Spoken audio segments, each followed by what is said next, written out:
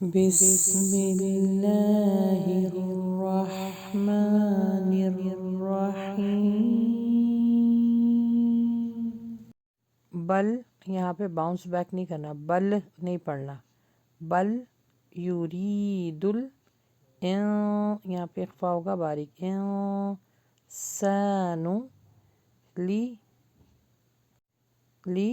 یفجر، اما الف مدہ لام ہوگا، امامہ یسألو اینا۔ اس کا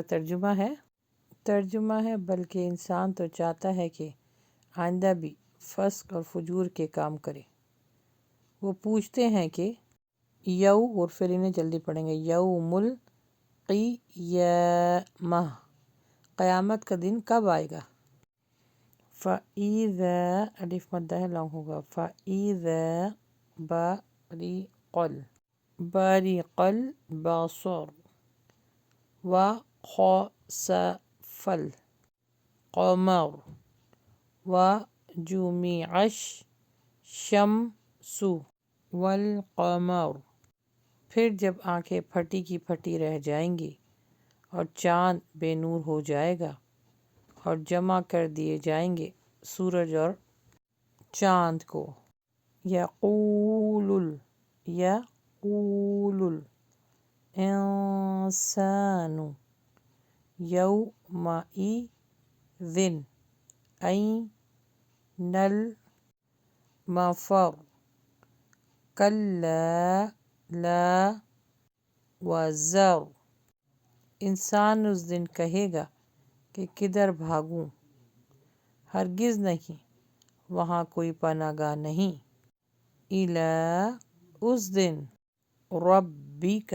رب تھوڑا پریس ہوگا کیونکہ با کے اوپر مشدد ہے، ربک، یو حرف لین ہے، یومئذ، چھوٹا سا یہ جو نون دیکھ رہے ہیں نا، یہ نون قطنی ہے، یہ بھی جو ہے زیر کے ساتھ جا کے لام سے ملے گا، یومئذ مستقر، آپ کے رب کے سامنے جا ٹھہرنا ہوگا۔ اب آئیے اس کی تلاوت سن لیتے ہیں۔ بل یرید الانسان